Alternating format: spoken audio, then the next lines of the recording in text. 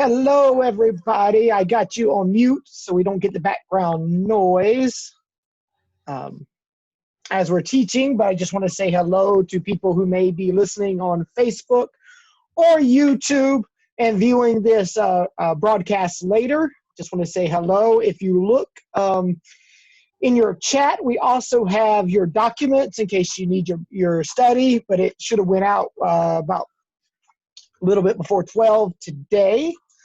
And so we are continuing on with Joseph. And we are in actually Genesis chapter 39, verse 20. That is where we're at in our scriptures today. And we will go through all the way through 40. The last time that we left Joseph was falsely accused of raping Potiphar's wife, or the attempted rape, we should say. And he ran out and left his garment. And in leaving his garment, it proved that he was trying to attack her. And she made up the story, and we talked about that. And we talked about that usually if that happened, that Joseph should have been executed. But he's not. And so we pick up in Genesis 39, and it says that Joseph's master, the master being Potiphar, had him arrested and committed to the jail where the king's prisoners were kept. And there in the jail he stayed. But Yahweh was with Joseph. He showed him faithful love and made him popular with the chief jailer. The chief jailer put Joseph in charge of all the prisoners in the jail, making him responsible for everything done there. The chief jailer did not bother about anything put in his charge, since Yahweh was with him, and Yahweh made everything he undertook successful. So Yahweh is with Joseph. And so let's look at your study guide. If you got your study guide, it's right here. And I want to just, because we've been talking about Joseph in relationship. Joseph is in relationship. And Joseph, and it's funny that this particular chapter, chapter 39, begins with Yahweh, with Joseph, and ends with Yahweh, with Joseph. This is the chapter where the covenant name of God is given in this story. And so what do we hear? We hear things like Yahweh is with Joseph. Yahweh shows loyal love. Covenant faithfulness is what the scriptures called Hesed towards Joseph. And though Joseph may be a captive in the prison, but he is also captivated by Yahweh's love. And so here he is, he's in prison, but Yahweh goes with him even into the prison.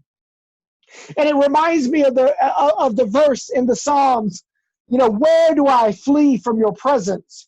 If I go up to the highest heavens, you are there. And I go to the lower depths of death, or the pit, or Sheol, which is kind of the same word for prison here. And we'll get into that. You are with me. No matter what dungeon or pit that we're in, God is with us.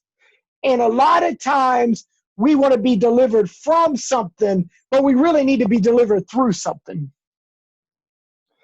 And we know he gets delivered, but sometimes we need to lay hold of the presence of God. And it is covenant faithfulness. It's God's covenant faithfulness, not to just Joseph, but to Abraham, Isaac, and Jacob. God made a promise to them that through you, the nations will be blessed. And the greatest fulfillment that we see of this prophecy is through the life of Joseph. And so, not only is Joseph captive in prison, he's also captivated by Yahweh's love. Yahweh grants him favor, grants him grace with the jailer. And as you read through these last few lines of chapter 39 that we just read through, you begin to hear the same few lines as it began when he's in Potiphar's house. In fact, what you will realize is that chapter 37 and chapter 39 are kind of like together. What do I mean by that? Joseph in chapter 37 is at the highest heights with his daddy.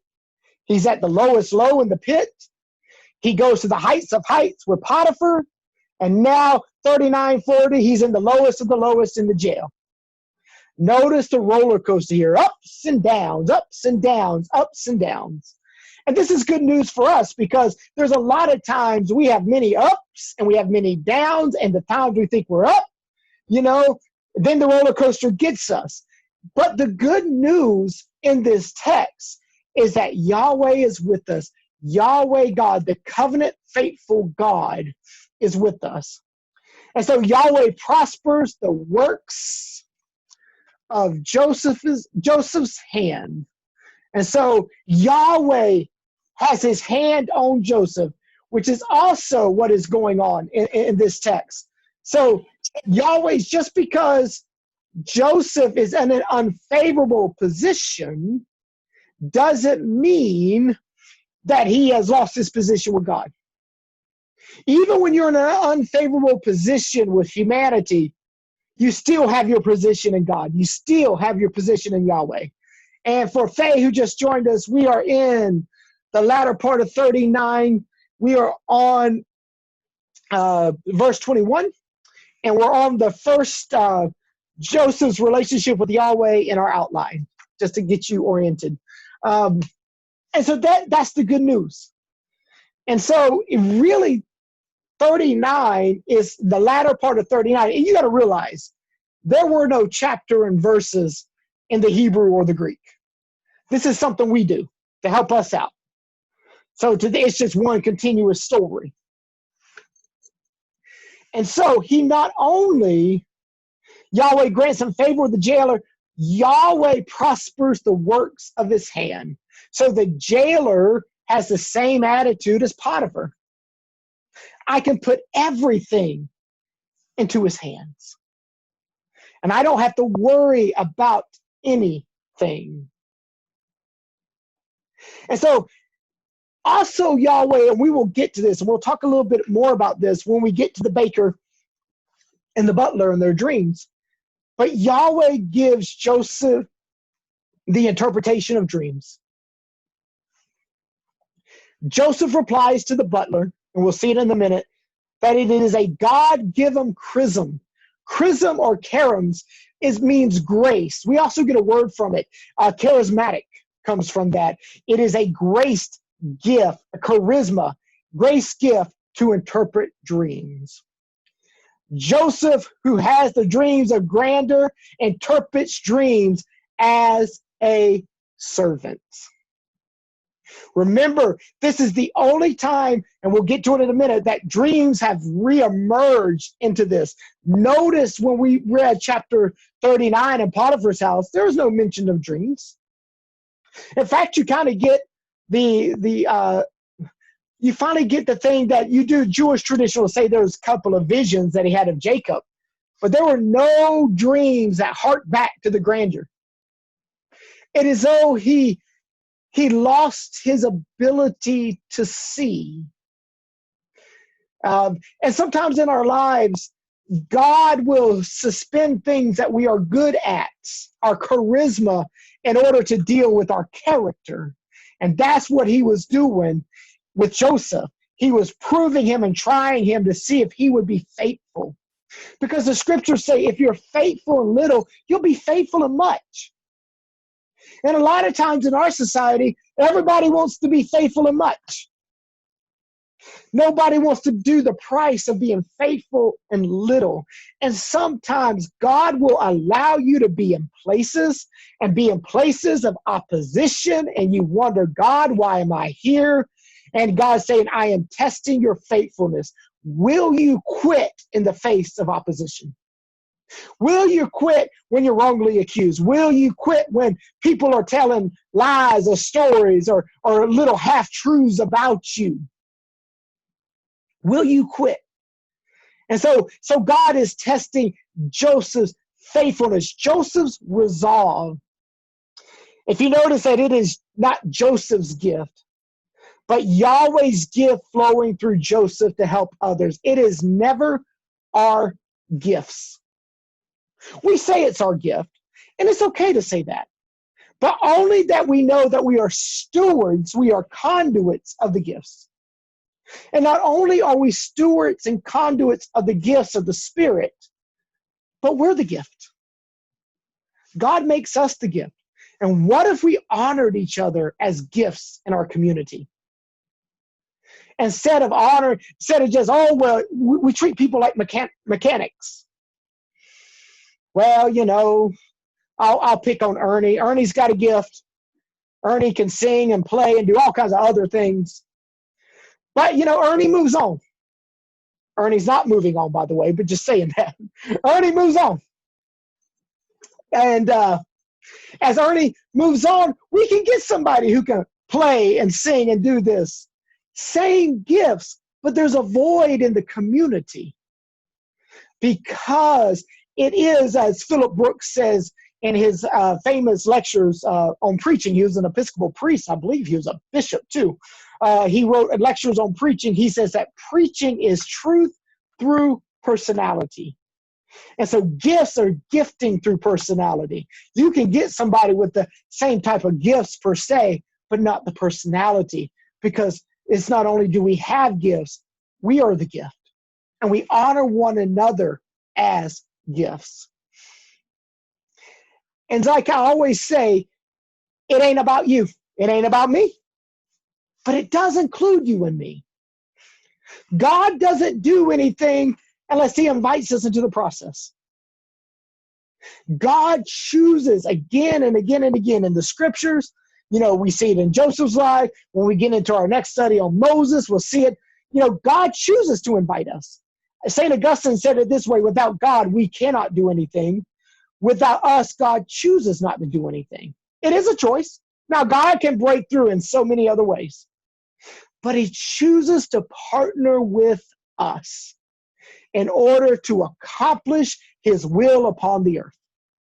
He gives us an invitation. We can say no, or we can say yes. But that invitation stands. And so we are talking about that. So we know that Yahweh is with Joseph. Yahweh is with him, being present with him. And people see that Yahweh is upon him. Now, let's just be real. They may not say it's Yahweh. The narrator says it's Yahweh because the narrator knows.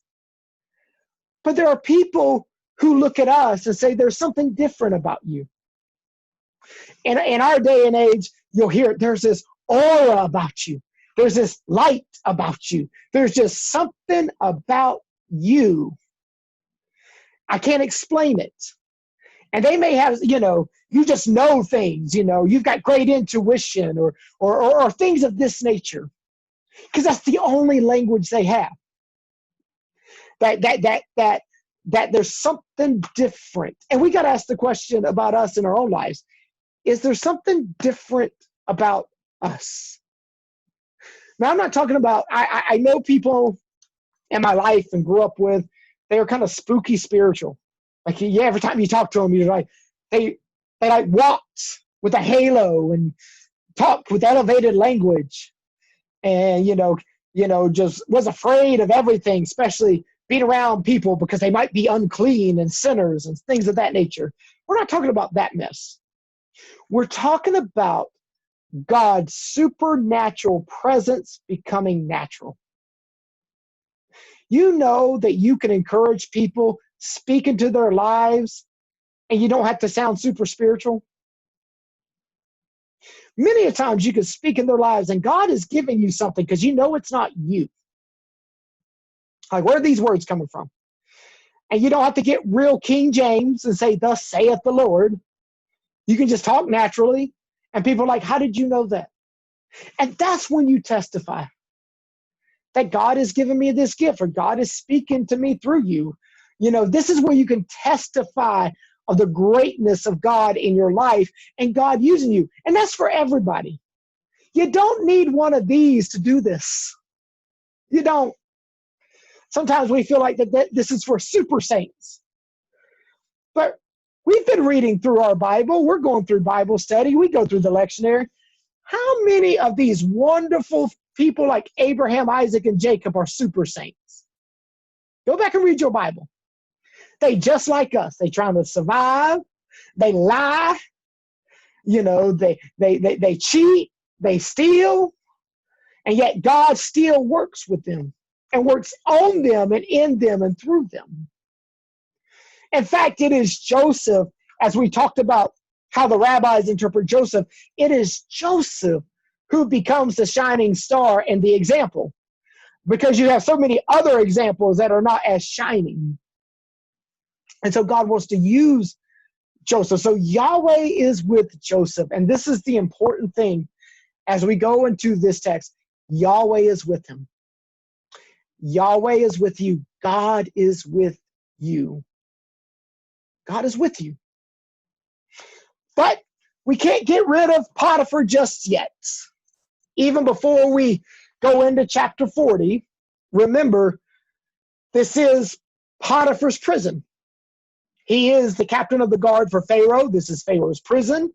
And in that, we see that there's still a connection. Potiphar decides to put Joseph into the prison instead of kill him. Why? Because Potiphar knows that Joseph's not guilty. Potiphar has a sneaky suspicion because he knows his wife. He knows the issues they are having. And if you refer back to the last study guide that we kind of conjecture some things, I put some conjectures out there. And so instead of, killing him, he puts him in the king's prison. And so he puts him there. Now watch. The royal prison, or the roundhouse prison, was the place where royal offenders were taken. Those who were connected to royalty, those or to the noble class, usually high-ranking servants. And in this case, Joseph would qualify, but not for the crime he committed. He should have been executed even if he went to that prison. He should have been found guilty, but he wasn't. But Potiphar knew he had to save face. And that he had to not only save face for himself, but he also had to save face with his wife. They didn't need a public scandal. And I imagine that some scholars have conjectured, did Joseph plead his case? And did Potiphar have to say, Joseph, look, I know and you know, but I just can't let you go. I can't let you off the hook. It will look bad for other things. So now Joseph has been framed for a crime he did not commit. And we talked a little bit about this last week, that many of people and many of young men in our own community have been framed for crimes they did not commit, to later on, especially in our society, when DNA 30 years later says, oh no, they're not guilty. And just think about it. They didn't even have DNA back then, or any of those kinds of things that we have now. But what is true back then, as it is true today, you do have corrupt power systems and political systems and prison systems and justice systems that do put away people who are not guilty. And especially people from our community who have been framed. And so Joseph is that. Remember, he's a foreigner. He's a slave. He fits all the criteria. And yet, let me tell you this, that even when humanity does not give justice, God has a way to do it. And see, and so he gets justice through this process. He gets vindicated through this process. He doesn't get saved from the process. because God is working in him and through him. Now we got to talk about Zuleika. Zuleika is, remember, that is the traditional name for Potiphar's wife.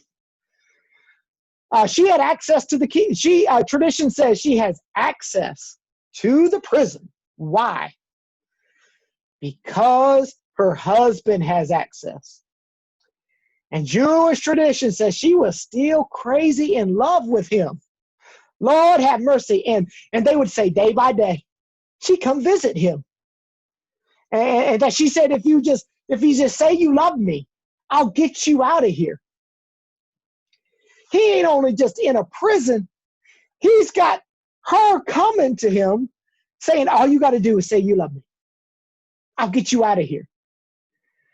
And you don't think, I like reading stories like this. I'm like, Lord, they had trouble back then like we have trouble right now. And so she is day by day by day. And she says, and some Jewish traditions also said she wanted Potiphar to put him in prison and not kill him so they could sell him again. So that she could get the money. They could get the money back on the return. And so look at that. And think about that. She tells Potiphar, oh, you just put him in prison. We need that money. I don't want him to die. Why do I not want him to die? Because I love him. And I'm going to go visit him. So day by day by day, he has to deal with this. And in fact, I believe it's in the testament of Joseph. The tradition says he is relating this to his sons and those who are around him. And he begins to tell the story. Every day she came to me, wearing him out, tempting him. You can get out of here if you just say this. You can get out of here if you could just do this. There's many of our brothers and sisters that are persecuted for the gospel's sake in other countries. And the jailers will come to them and the guards will say, all you got to do is deny Jesus. Deny the gospel. You can get out of this. Don't you want to get out of here? And those prisons are a lot worse than kind of what I would call federal prison right here. It's kind of the analogy that we have. The famous martyr Ignatius said it this way. I believe it's Polycarp. Polycarp, they say, Polycarp, all you got to do is deny Jesus, and you can get out of here, and you won't be thrown to the lions. And Polycarp says, 86 years I have served him, and he's still my king, and I cannot deny him. So there's this persistency here. There's this persistency of being tempted to get out and get out by any means necessary. And even in our own lives, when we feel like that we are in this prison, that we are feeling captive even within our own selves, we are always tempted to alleviate that captivity by things that are not godly, things that are not good for us. And so Joseph still has that connection with Potiphar, has that connection. And one of the conjectures is that maybe Potiphar put in a good word to the jailer and told him the situation so that the jailer would promote him. See, God can use, what you see this is that it's God's divine hands working through the hands of the human actors. God does it with us. It's our hands, it's our feet, it's our voice, our eyes, our ears. God is working through us, but God is working through people. And God is, and this is really, remember what I told you, this is the left hand of God. God working behind the scenes. God working where we can't see it. We don't see God's hand. Where are you at? But God is positioning us and positioning people in our lives to favor us and to bless us. Why? Because we have been a blessing to other people. So what's Joseph's relationship to the prison system? Joseph is first put in chains. We know this from the book of Psalms. There is a psalm, I want to say it's 108, but I'm not sure, where it talks about Joseph was put in chains and then God raised Joseph up. that Joseph was tried, and the word for tried in the Hebrew is that he was purified, like gold in the fire. Or like when you make a sword, you put the alloy, you form it, you shape it, and what do you do to harden it up so you can be useful? You have to put it through the fire. And so God does that and allows that for us in the process to harden us in good ways. I'm not talking about having a hard heart or a bitter heart, but just kind of toughen us up. There is a story in the Desert Fathers between an older monk and the younger monk. And the older monk says, "How do you perceive me?" And the younger monk says, "You are a good man, but you're hard on us. You're tough on us." Then the younger monk says to the older monk, "How do you perceive me?"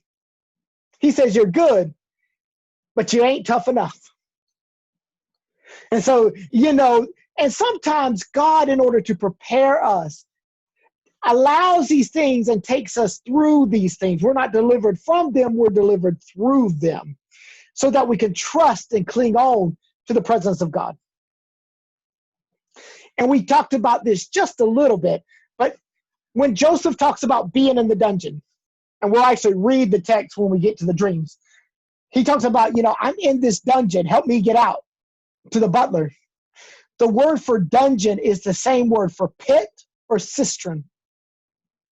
Get me out of this pit. Get me out of this dungeon. Get me out. And then, we've mentioned it a little bit before, is that the jailer sees the hand of Yahweh on Joseph. Some translations, when it talks about, as we talked about and go back into your Bibles, because I want to point this out. Verse 21 says, "But Yahweh was with Joseph. He showed him faithful love and made him popular with the chief jailer."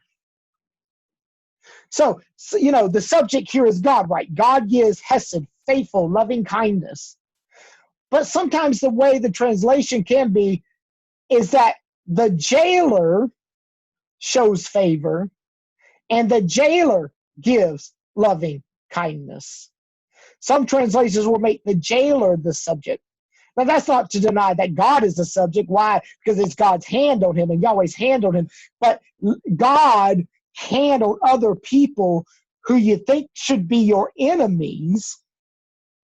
God can place his hand on them and give you favor, give you loving kindness. That's why we got to be very careful who we, admit and not admit.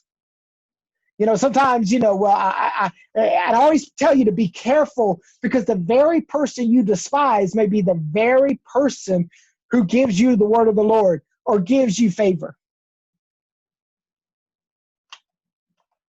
And so we've got to be very careful on that.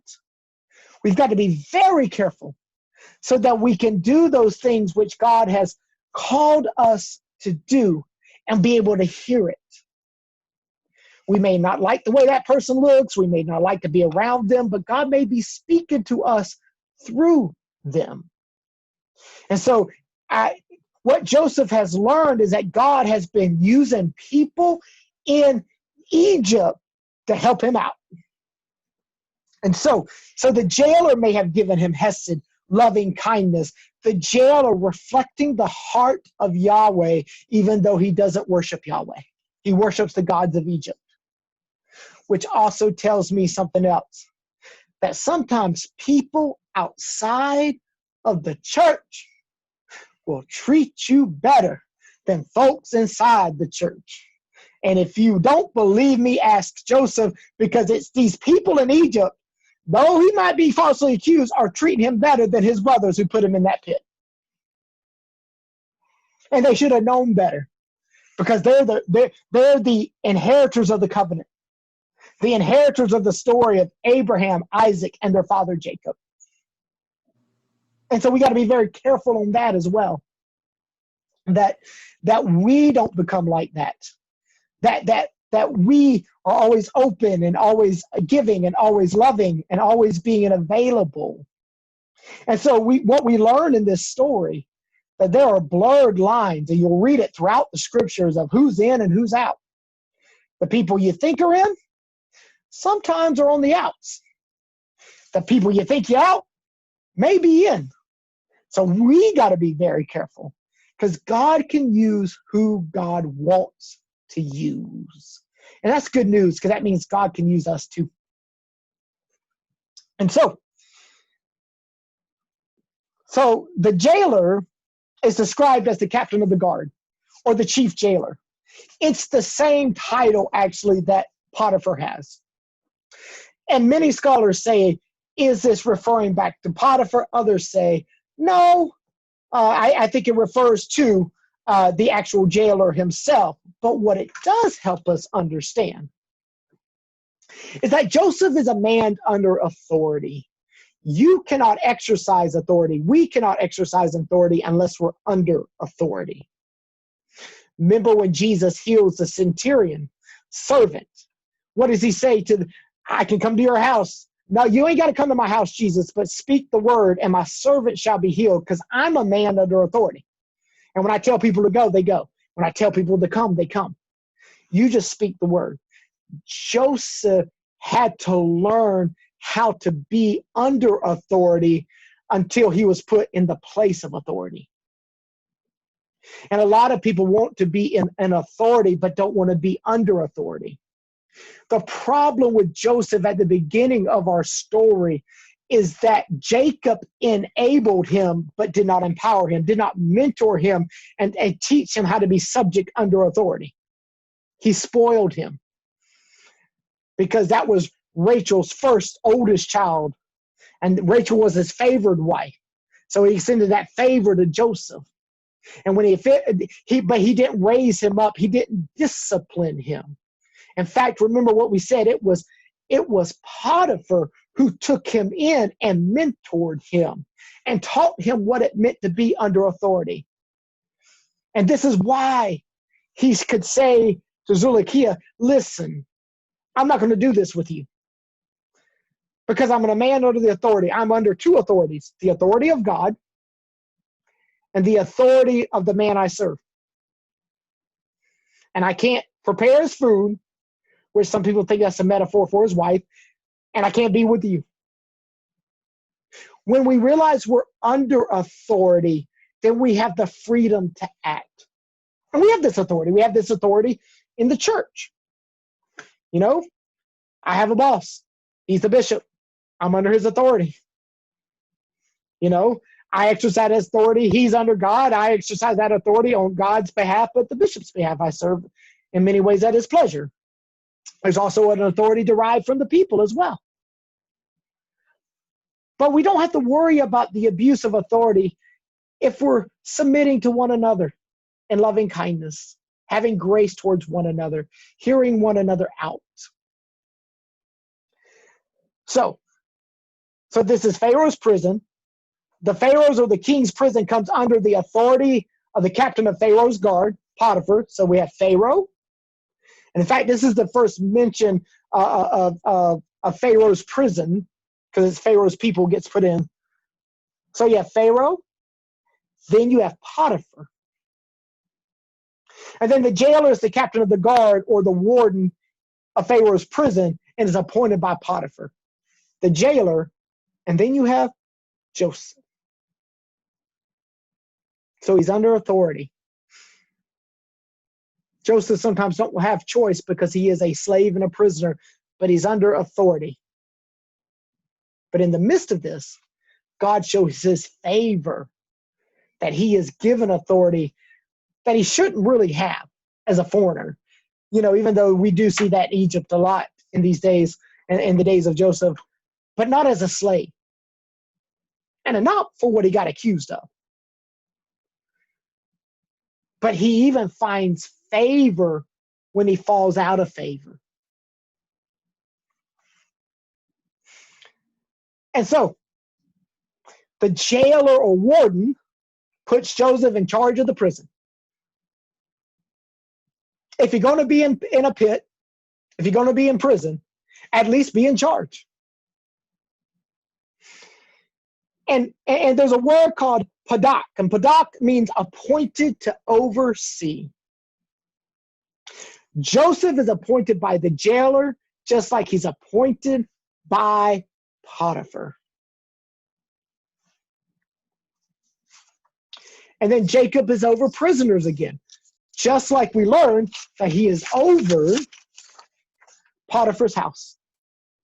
He oversees and serves the other prisoners. Joseph Sarat. Sarat means to attend to other prisoners as he served Potiphar. If you actually kind of look at this, and it's different. When he's serving Potiphar, he serves Potiphar, what? The man.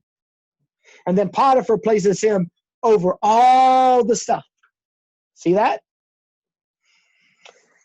You really don't get that he served the jailer. He is what? Serving other prisoners.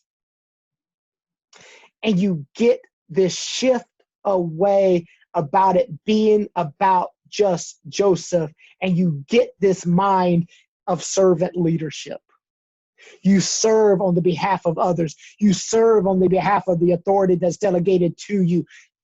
You serve on that behalf. Now, is there times to challenge authority? Absolutely. We will see that in our next Bible study with Moses. You got to discern.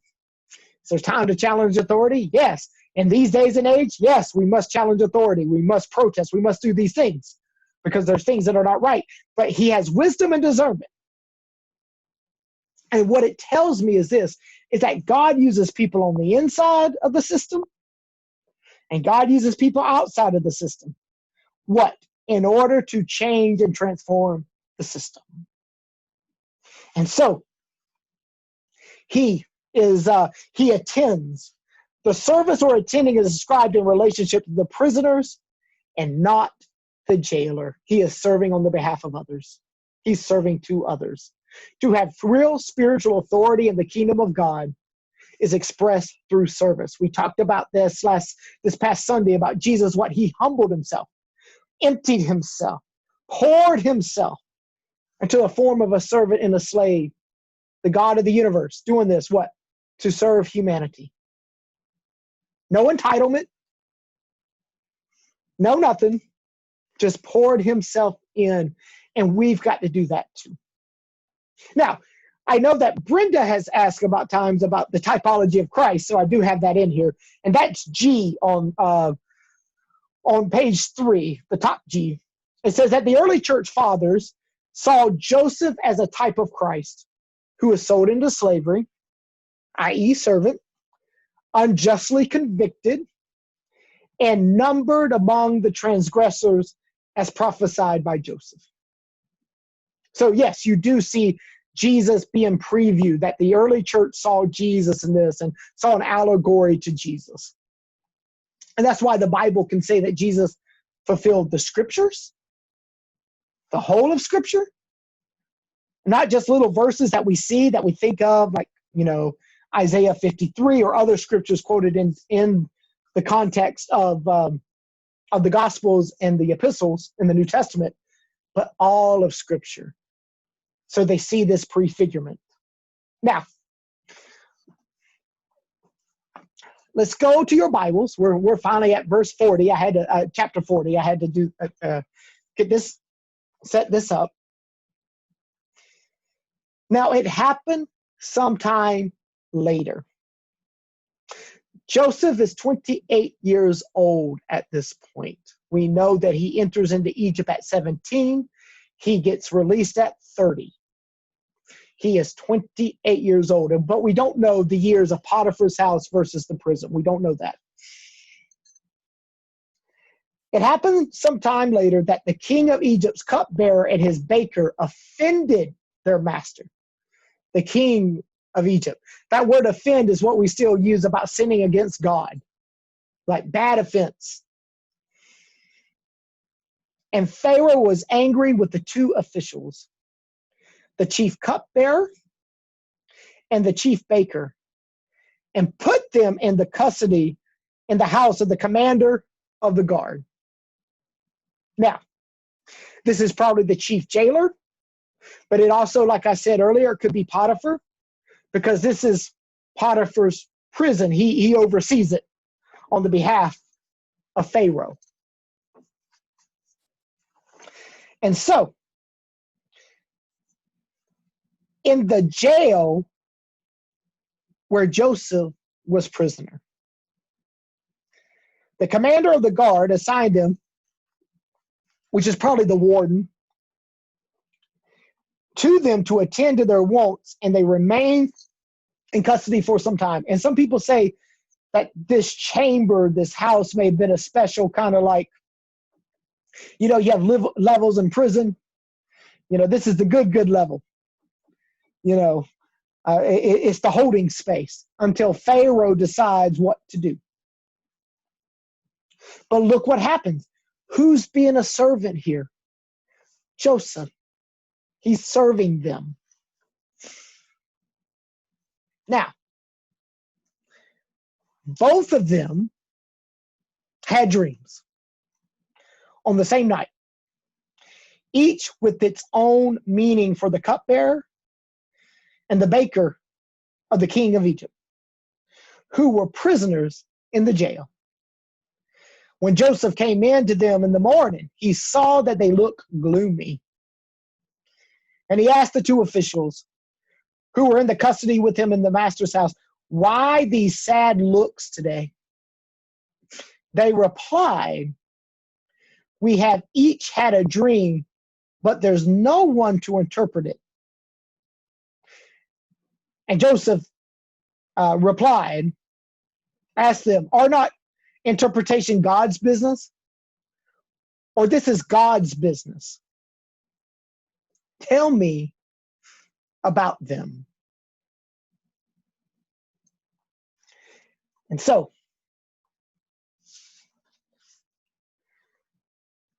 it says that Joseph noticed, and we're on Roman numeral 4, letter A. Joseph notices that the butler and the baker are downcast. My translation says gloomy. You may say something else. With their heads kind of towards the ground. The butler and the baker is frustrated because or they should say they do not know the meaning of the dream. Zoapim is the Hebrew word for frustration. It means raging as the sea rage, or when one has a temper tantrum. There is this inner frustration, this inner rage. A therapist friend, Georgie, said it this way. She says, sometimes depression is anger turn inward. That sometimes depression's like that. That, when you're so frustrated and you can't, you start doing a temper tantrum in prison, that ain't gonna help you out. That might get you out of there faster than you know it, and you don't want to get out of there that fast. But there's this inner frustration, and we've had that inner frustration. Think about us in the midst of this pandemic. Lord, we thought we were going to be here for maybe, 3-4 months. We are now in what, 6th, 7th month? 7? Yeah. Deacon Pat's trying to count for me. 7 months. We're 7 months into this. And think about the isolation that we've experienced. Think about the frustration of hearing news and we don't know what news is right, what news is wrong. What do we believe? What do we don't believe? And think about that. So, and honestly, even though the scripture doesn't say it, I imagine that Joseph too has this inner frustration. Why am I here? I didn't do anything. And there's sometimes you go through things on the behalf of others. What do I mean by that? God will allow you to go through some things so you can help others. You know, we've seen this in our own lives. It's better to get two people can give you the same advice. We will believe the one who's been through it over against the one who hasn't, even though it's the same advice. Why? Because you have to have credibility, integrity, because we believe that that person can identify with what we are going through because they've had some kind of similar experience. It doesn't mean that to be the same, but it may be some historical analogy, so to speak, in their own personal narrative. And so there is this inner frustration, this inner rage inside. And so these guys, the butler and the baker, that there is an Egyptian culture, we've talked about it, there are magi or magicians or wise counselors who can interpret dreams. The ancient Near Eastern cultures had manuals on dream interpretations, yet there is no such counselor in the prison. And notice what I did there, ... Victor Hamilton, one of the commentators I used to prepare this information, says a dream without an interpretation is like a diagnosis without a prognosis. Remember what I told you. Dreams come from God. Even if God is not directly involved, like a vision in the dream, dreams are seen in some ways to deal with you personally. And they're seen in some ways as divine, that they need interpretation. Now notice what our text says. Our text says this, that each had their own interpretation.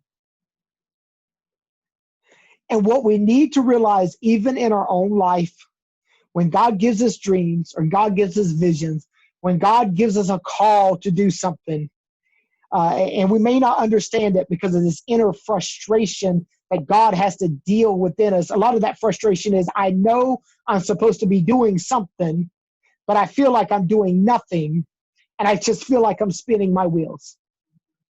And I think a lot of people feel like this in this text, you know, and we feel like that. We should be doing something. We can't do anything. What do we do? And what is the new normal for us in this pandemic? So struggling, back and forth struggling. And he says, so you have a dream, that's the diagnosis, but no interpretation. But notice what Joseph does. We've talked about a little of this earlier, that dream interpretations come from who? God. God. Now, the reason he will use God here and not Yahweh is Yahweh is the covenant God. The name of Yahweh will become very prominent when we get to Moses. As a foreigner, he is talking, as a Hebrew, he's talking to foreigners. He's not talking to other Hebrews, so he will use the word God.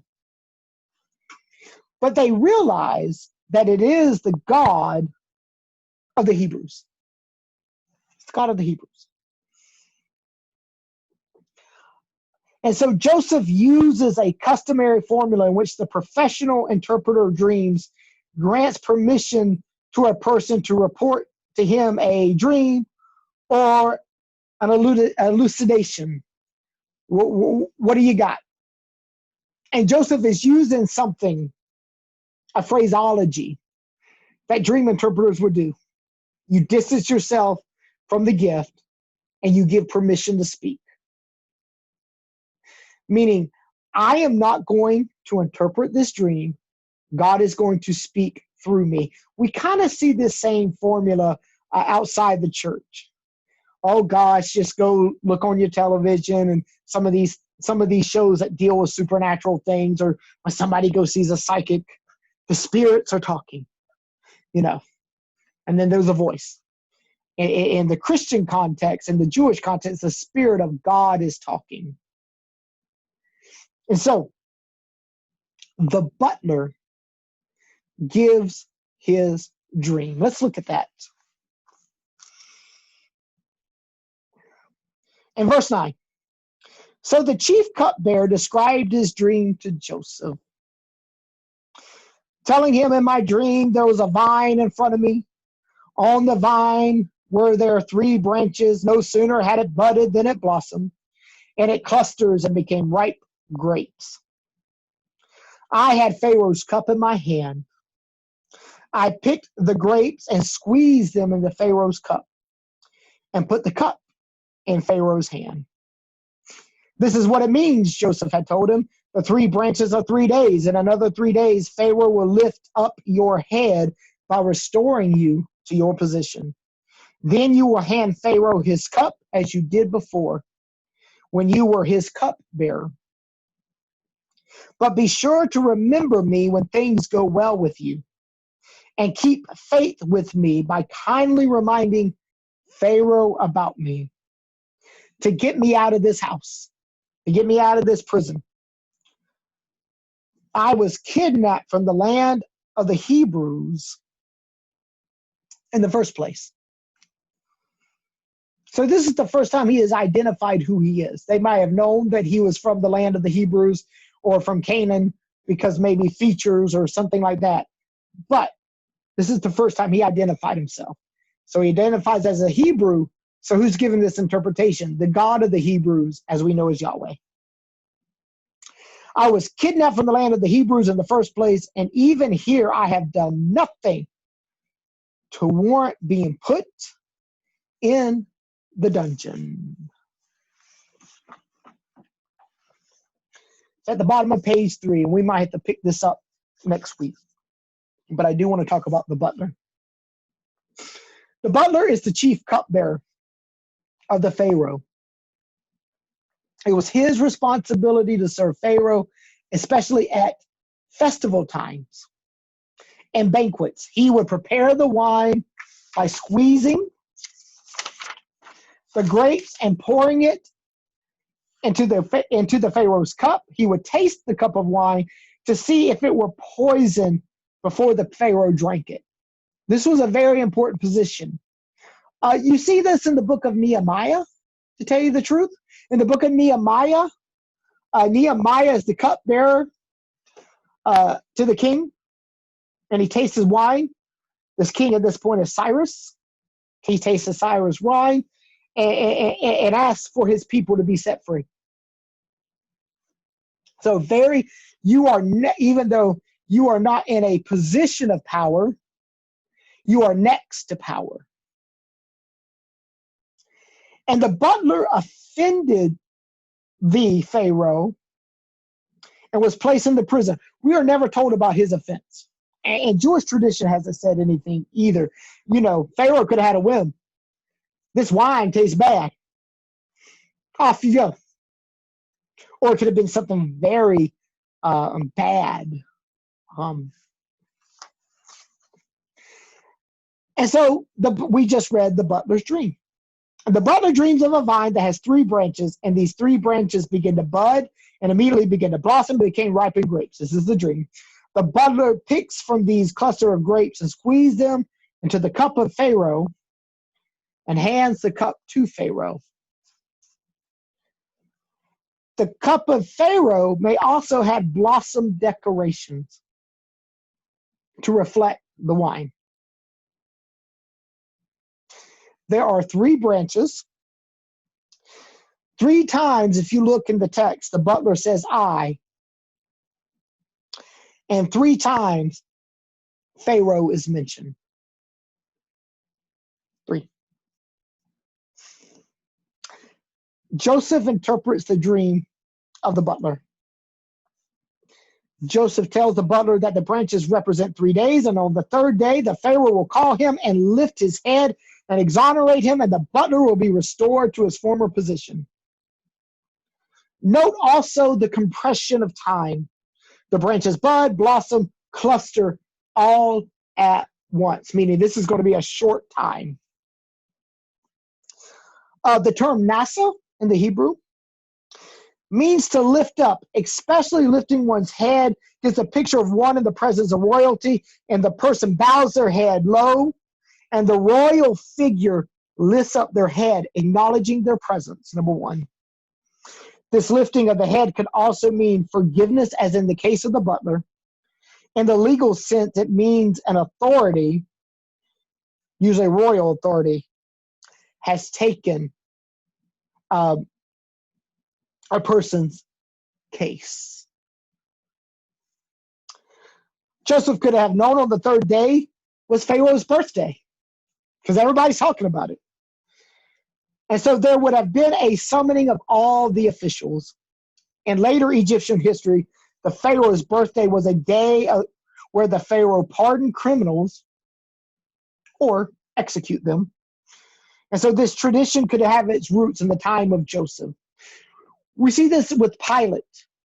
On Passover, he would pardon one criminal and let them go, to pass over them as a way to placate the Jewish community that he was the governor over. Now, also this birthday celebration may not be the biological birthday, but it may have been but his accession, the anniversary of his accession to the throne, when what? He becomes the divine son of Ra. That he becomes king. This is the king's birthday, when the king becomes divinity. And if you note from this past Sunday's lesson, the text, Caesar also claimed that as well.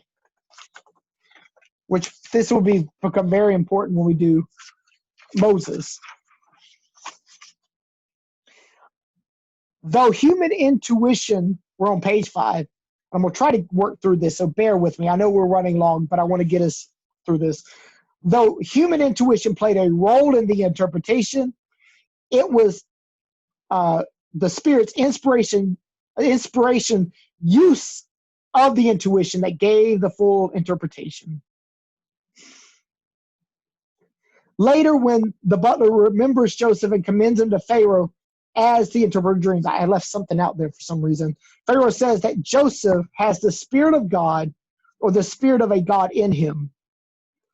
The Ruach HaKodesh, which is Hebrew for the Holy Spirit, is seen as the inspirer of dreams and the interpretation.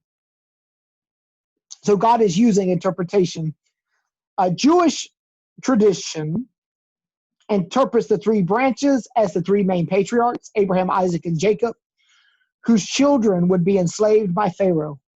But the 3 branches also represent Moses, Aaron, and Miriam, who would pastor and deliver the children of Israel.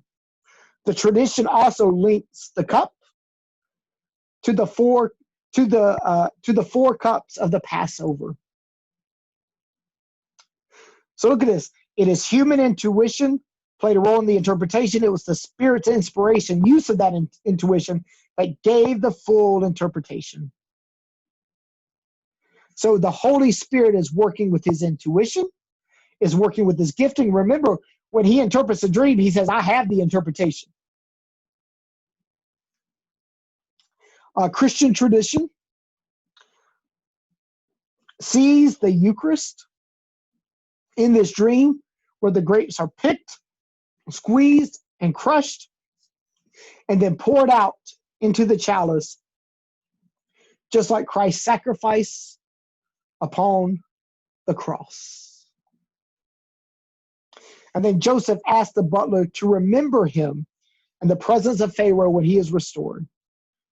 Joseph shared how he was kidnapped from the land of the Hebrews, and even now he is treated unjustly, being falsely imprisoned. He doesn't mention Potiphar's house because he may not want to speak ill of Potiphar, because of Potiphar's kindness letting him be in prison and not in the graveyard. Joseph identifies himself as a Hebrew. Now watch this, to underscore that a foreigner is from a different land, that a foreigner who is from a different land, who serves a different God, has knowledge of mysteries far surpassing his own, his being the butler, has helped him in this time of need To be forgotten, this is very important, is to cease to exist. Therefore, in the scriptures, people pleaded for Yahweh to remember them. People, especially men, wanted sons so that they would remember them and tell their stories. You know, have you ever felt like you've been forgotten? Have you ever felt like people have forgotten you that you've done well to? And so Joseph asked for loving kindness. There's that word again, hesed, that Yahweh gives. Why? Because Joseph has given hesed. He don't have to help him. Joseph ain't got to help that jailer. Help that person in jail, the butler. Why? Because he's a foreigner. Why should you help what? Your enemies. And yet God is reaching out to them through Joseph. But look what happens on page 6. The butler forgets Joseph for 2 years until Pharaoh dreams. Jewish tradition says that because Joseph forsook God's mercy and trusted the director of food, he did not remember Joseph and forgot him till the time was reached before the Lord for his redemption. Now, you can't blame Joseph. I would have done it too. Hey, put in a good word for me. Give me a hookup. So I think the rabbi's judgment is a little bit harsh. But what it does say is that he's going to have to wait 2 more years until this happens. 2 more years. 2 more years. If you'll bear with me, we'll get through the baker really quickly because his is a little bit shorter. And then we will end and have some discussion. Let's go to our text. Chapter 40, verse 16. The chief baker, seeing that the interpretation has been favorable, said to Joseph, I too had a dream. There are these 3 wicker trays on my head. In the top tray, there was all kinds of pastries for Pharaoh, such as a baker might make, and the birds were eating them off the tray on my head. Joseph replied as follows, This is what it means. The 3 trays are 3 days. In another 3 days, Pharaoh will lift up your head by hanging you on the gallows, and the birds will eat the flesh of your bones. And so it happened. The 3rd day was Pharaoh's birthday, and he gave a banquet for all of his officials. Of his officials, he lifted up the head of the chief cupbearer and the chief baker. The chief cupbearer, by restoring him to his cupbearer, he's the butler again, so that he again handed Pharaoh his cup, and by hanging the chief baker, as Joseph had explained to them. But the chief cupbearer did not remember Joseph. He had forgotten him. And at this point in the story, he has got this great gift from somebody, from Joseph, and he is forgotten. And many a times we feel like in our own lives we have used our own gifts, that God has used us to help other people, but in the end we feel we are frustrated. We get that inner frustration because we felt forgotten. Every day I imagine Joseph, I wonder if today will be the day. I wonder if today to be today. 2 whole years. So let's look at the baker real quick. The baker is the chief baker who provided bread and other baked goods for the Pharaoh at banquets and festivals. He too offended the Pharaoh, but we don't know the offense. And look at it. The baker is eager to tell the dream because he got a favor. If the butler got a good interpretation, I'm going to get one. Doesn't always work that way. The baker dreamed that he was carrying 3 baskets, notice the 3 again, with white bread or pastries.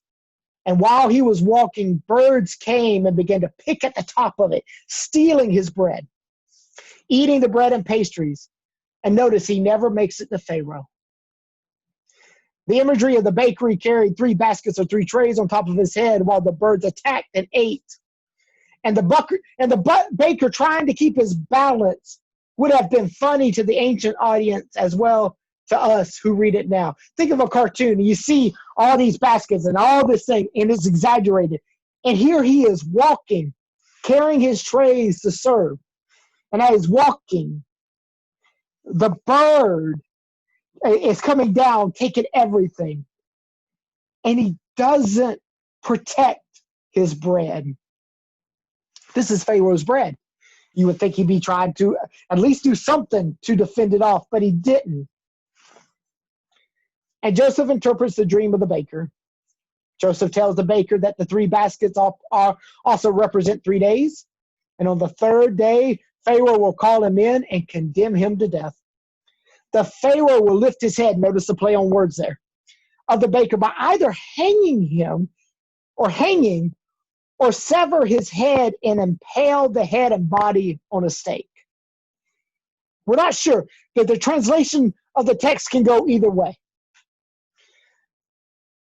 You know, it's the Egyptian Empire. It could have been both. And if it was both, he totally offended. In a way, the birds picking at the bread and the pastries represent the birds of prey, which will pick at his severed head or his impaled body, his flesh. Like he says, on the 3rd day, the birthday celebration, Pharaoh condemns the baker to hanging or impalement.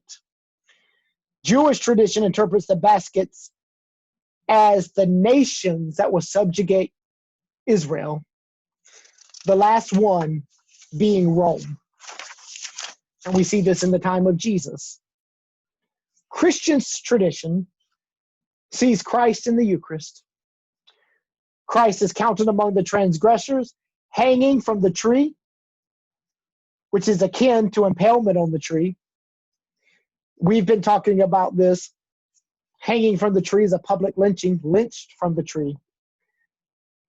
Jesus is the Eucharist bread from heaven, who gives his life for others.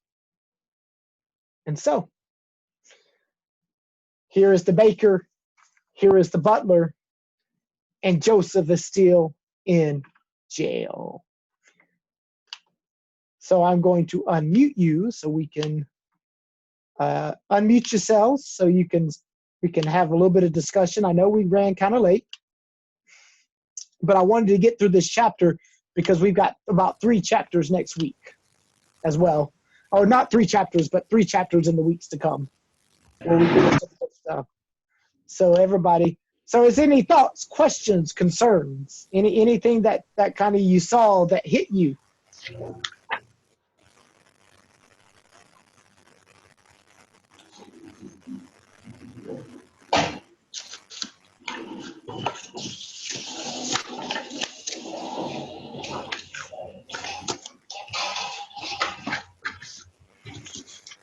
Nothing hit y'all in this?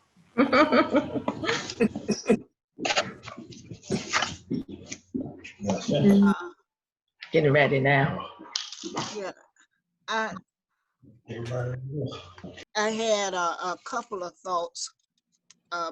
The way that you said Potiphar dealt with Joseph, like almost forgiving him for what his wife accused him of. Mm-hmm. And I thought in slavery as we knew it, and even from slavery to blacks being in a subservient position, that there was no reciprocity between the slave owner and the slave, the master and the servant. The master could do something and expect the subservient one maybe to forgive him, but it was no forgiving from the other side. Right. So I thought that was strange that Potiphar would at least, I guess, admit to himself that Joseph perhaps was not wrong, and try to in some way to amend for the accusations made by his wife. My second thought was on the the butler, the cupbearer, Mm-hmm. um, the 3 days struck me. Mm-hmm. 3 days, and I thought of man falling from the grace of God. Then Jesus coming, Mm-hmm. died on the cross, was dead 3 days, And rose again. and rose and brought us back into a relationship with God. And so I saw that with the cupbearer, the 3 days, because he was brought back. He was given an opportunity again to come into a relationship with God. And Joseph, in some ways, is like Jesus mediating that, even through a dream. Mm. And so you, Lorraine, and everybody who sees these things are seeing the Bible through the early church eyes. This is the way that they would have seen stuff like this all the time. You read the church fathers, it's this, and you're like, where are you getting that from? Oh, Lord. But you know, when we get those, no, but here's the thing, is when we keep the historical context, then we can actually do the allegorical stuff, because they both enrich one another. Mm. You know, you can't have one without the other, and especially when you interpret the scriptures like that. Anybody else? Anything that struck them in some way? What struck me was the progression of Joseph, starting as this arrogant, self-centered individual under his father, Mm-hmm. and as time progressed, with the kind of humbling experiences that were also, quite challenging, Mm-hmm. frustrating, going through all of the different changes in his life, seeing a difference in where we're ending, and he's interpreting dreams, and Mm-hmm. he's placed over other prisoners in a prison. I found that very, very interesting, especially in comparison to what can happen in life, Yeah. in general, with individuals. And always Yahweh was in the picture one way or another with this progression. Mm-hmm. So that stood out immediately with me. Hey, I think that if we're all lucky, we can look back and say we might have started off in a bad place, but we have grown. Yeah. Mm-hmm. Started off in the pit. Mm-hmm. One way or another. Yeah.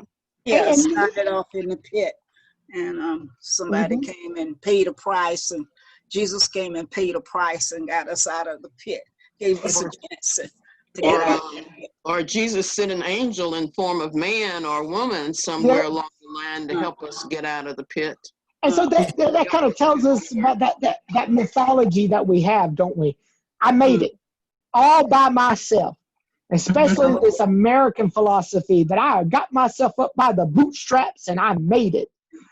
And really, everybody has had a hookup from somebody. Mm-hmm. And this is something I just noticed, is that God gives Joseph favor, God gives Joseph grace. And he gives Joseph, to piggyback on Faye, and this just hit me as you were talking. I have to remember to write this in my notes and expand it. Joseph has the grace to grow. Yeah. He has the grace to grow. And the thing about it is, because he is growing as a leader. And the thing is do we give one another the grace to grow? Sometimes the grace to grow is to grow in the wrong way. People, Well, that's it. That is enabling right there. Yeah. But maybe great, but maybe then it's not grace, but Yeah. people start and they don't always finish well. Right. but you grow with God's hand on you, the grace to grow with God's hand. Remember, Joseph had God's hand on him. Yeah, yeah. But I bring politics into this, but the name that popped in my head But our president, he has grown from the pit and gotten deeper in the pit. Yeah, That's what, but he's being who he told you he was. Who he well, left. yeah. And here's the thing about leadership here. Yeah, Mhm. Are you willing to grow? Are you willing Yeah. to I had a good friend of mine, and this is how he explained to me. He said, listen, he knew he's a bishop friend of mine. He knew I love fried chicken. I go, he says, Father Charles, you love fried chicken? I said, I sure do. He says, do you eat the bones? I said, I don't eat the bones, but I gnaw that bone for every bit of juice. He goes, Father Charles, eat the chicken, throw away the bones. And any good leader understands that you've got to eat the chicken and throw away the bones. But what happens with leaders is that if we're not responsive, we go two extremes. If there is a critique. Now, there's a difference between critique and criticism, by the way. Let me tell you something. And critique is, I'm leaving. you're leaving. Mhm. I did get your email. Thank you for that. And I put it to our guest speaker. So thank you. I wanted to say that. Okay. I have an appointment at 2:30. Okay. Bye, Miss Brenda. Bye, everybody. Bye, Brenda. Is that, there is a difference between that. Critique, has this, that we want your good out of this. Criticism is I'm just going to list everything you've done wrong. Wrong. And beat you over the head with it. And beat you over and hold a grudge against you when you've messed up. Mm. Now, I've been around people where the criticism is clothed as a critique. It's got all the spiritual words. And I just sit there and smile. And they'll say things for the spiritual concern. You smile with your eyes. And then I say this, I'm like, there ain't nothing spiritual about this. Ain't nothing. And so what I reply is, I'm sorry you feel that way. I got it, thank you. But there's other times that we need to hear the subtext and the context. And it goes to where Joseph is interpreting the dreams. There's the context of the dream, the symbolism and everything else. But there's the subtext, and it's the subtext where you got to get the interpretation. And sometimes when we are listening to people, we really do have to hear the subtext. We may not agree with the context. We may not agree with what they're saying. But we need to hear their heart to at least speak to the subtext. Because when you speak to the subtext, you're actually speaking to what the person's actually saying. You're speaking to their hurt. You're speaking, and that's hard to do. That's real hard to do. When folks just want to say what they want to say, and maturity as a leader says okay. And sometimes I would and I have to remind myself of this, and I came up with a statement. You have to take things prayerfully. You don't have to take them personally. You go to God, as what does Joseph say? Interpretation comes from God. Go to God, says, all right, this is what I'm hearing. Where do I need to own certain things? Okay, I messed up. Things fell through the cracks. I'm human. But I don't need to take on the condemnation. Right. And so, this is, and notice that he's interpreting dreams. He's not having dreams. Yeah. That's the maturity here. That's when, it's not about him ascending. It's about him helping others, even when they forget him. Right. So I think those are some things that we have to deal with, and we got to give grace to one another to grow up, and to grow with one another, and as a community of faith here at St. John the Baptist and any other communities learning this, especially grace in the midst of a pandemic. Why? Because the inner frustrations can consume us. We're all on edge, and sometimes. Being by ourselves and isolated ain't always a good thing, because reflection is good. I'm all about I contemplate and reflect all the time. But sometimes in isolation, where can't be in the community like you want to be, good Lord, everything can come up. Every little knick-knack thing that you mad at about in life gonna come up. Every little thing that somebody did that maybe in a pre-pandemic could have been handled a little bit differently now becomes the forefront. Why? It's magnified because you sit there and stare at it all the time.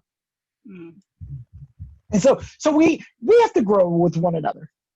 We have to grow as a church together. We have to grow through this pandemic. I do believe that we when we come out of the pit out of all this, we're going to be stronger and better. We're going to be wiser and mature, all of us. We're all going to have to give grace to one another.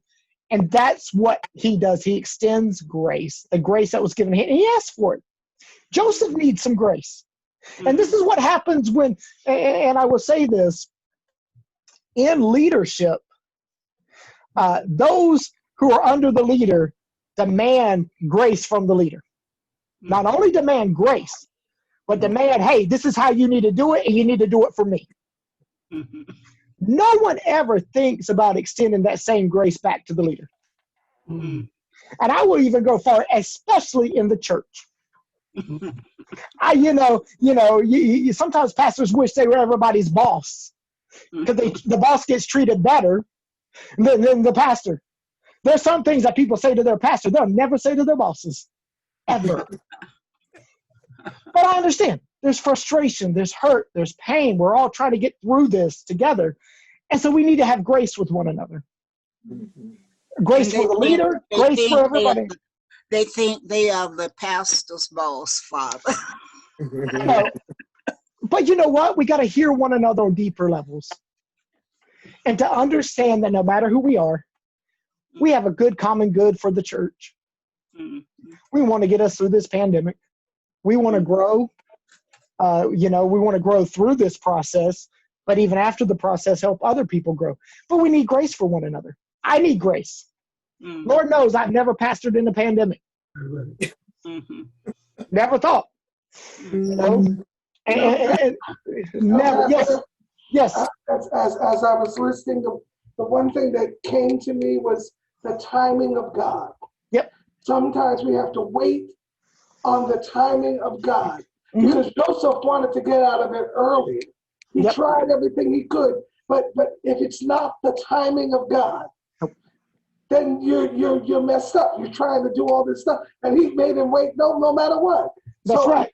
But we have to learn, even in this pandemic, that there is a timing in God when it's going to end, and when it does, then we'll walk out and shout and do whatever we want to do. But if we try to think that we're going to get out of it earlier without going through, we just messed up. And Ernie, if I ever see Episcopalians shout like that, that will be a miracle within itself. Because we need some joy. I mean, I was just teasing, but we do, and that's it. And we feel like we're in this dungeon. We've been in this dungeon for 6-7 months. God, time passes pre-pandemic. But what we do need is we need one another. Yeah. I need you. You need me. And there's that old song, Ernie, we need to sing it in church. You know what song I'm talking about? I need you to survive. Yes. You're hurting, I'm hurting. You joyful, I'm joyful. And be there for one another. And that's what Joseph was. He was extended beyond his own hurt and frustration out to somebody else who was hurting and frustration. And birth out of that frustration comes a passion and inspiration that we can do good works. Anything else before we go? I know we ran really late, and I apologize for that. But I appreciate you. I love you. If you're on Facebook, please share the page with other your friends and family, everything like that. And so, Ernie, are you playing that song? I know I usually pray, but I just want to feel like I think we should go out with this song. I want to let Ernie sing a little bit, and then I'll just wave goodbye, and that'll be our blessing out. Is that okay? That's fine. I need you. You need me. We're all a part of God's body. Stand with me. Agree with me. We're all a part of God's body. It is His will that